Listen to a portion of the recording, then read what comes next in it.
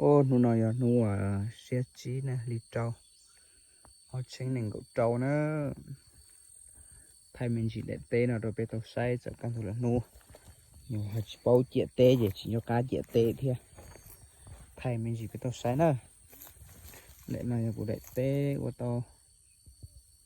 Ó chị nó nữa, chị nào chị thì ó lại. Chĩa tê. Chỉ tê nữa nè.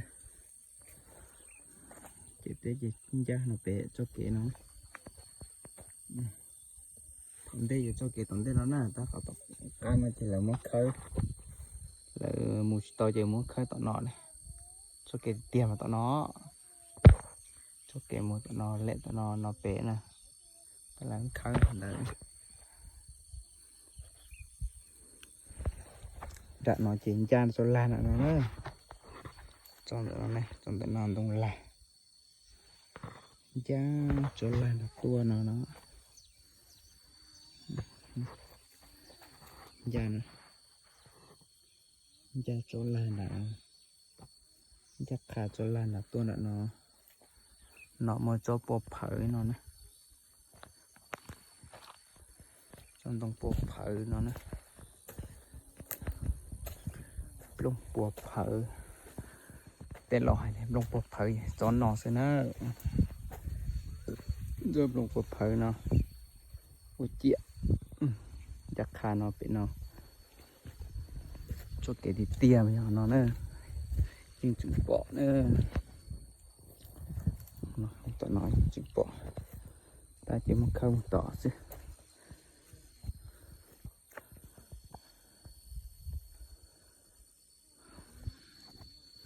đợt nó chỉ muốn áo tiên à bây giờ phải qua cú chơi dầu trên tận nọ để trả được tận nọ lại trả tận nọ lại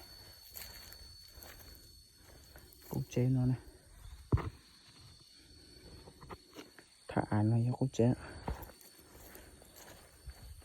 chắc khăn nó ra rồi đã cho làn đã nó cho làn đã lòng nó phải nó lại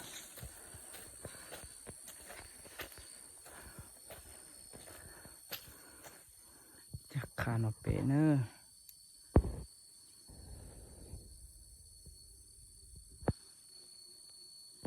nó lúc bắt luôn nè đây nó này đây nó bể nó mới xong lông bột phở như thế nó bể nữa mình sẽ làm cái nó nghĩ đàn đầu ở đà thôi nó có đôi xa nó này chỉ nói chỉ o nữa biết nói chỉ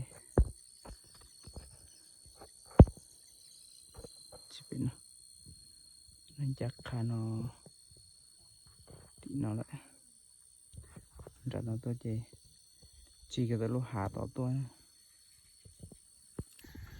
giờ đã chọn tung làn nó tôi nữa tung làn là tôi nó chỉ chọn tung chỉ biết dùng nó này nó chính ra lúc khó nó chứ khơi cỏ một nhia nữa nó chỉ là chỉ khơi nó khó cỏ một nhia nữa lúc khó nó khó cỏ một nhia chắc khá nó bể nữa nó chỉ lúc khó nó khơi cỏ một nhia nữa nó khơi cỏ một nhia lúc khó nó da nó trúng này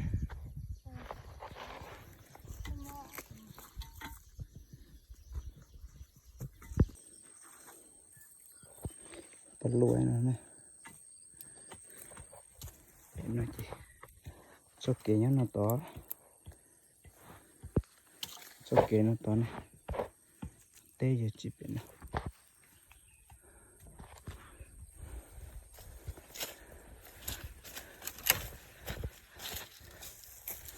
nó chỉ mới một bó cử nó với chị nó chỉ o chỉ giống ble lì cho bó cử จะพกกือนะจะเก่งยังได้นะเนาะมาจ่อปวดเผยยังนอนเดียรถเตะอยู่จีนเนาะเนาะเนาะแมวขี้ตัวแมวขี้เนาะยังได้หาซะเนาะอีด้านน่ะย่านเนาะเป็นเสียงย่านnó tí nóย่านnó tí trong tông có đá tí này cho nó tông đá này cho tí là té tí nữa cho nó tông đá này rồi té chỉย่านnó tí này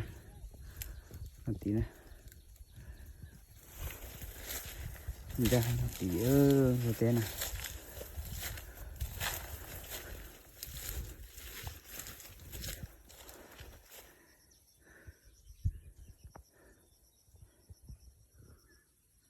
nó cũng nông khổ mà mua lúc bắn đồng lư hết nè sau bắn đồng lư tận nào để chỉ để nó sớm để chỉ dòng liễu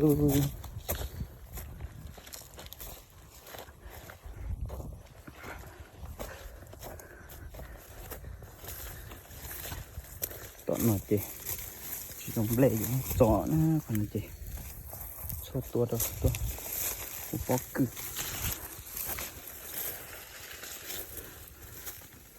ui pha tia liu khâu nè còn nó cuối chị để chỉ dùng lệ lị nó nè tiệt tê lúc con tùng nó nè lột thì tia luôn con tùng nó nè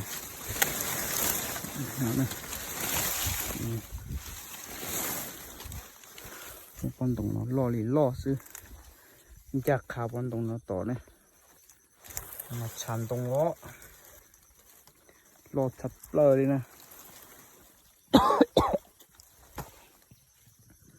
tụi nó thủ tụi nó chê chắc khăn nó đã lúc hà nó tuà lúc cứ hạt nó tuà cha lúc hà nó tuà tọt lông nó bị nó chê một lúc vận động nó bật thơ cậu vận động này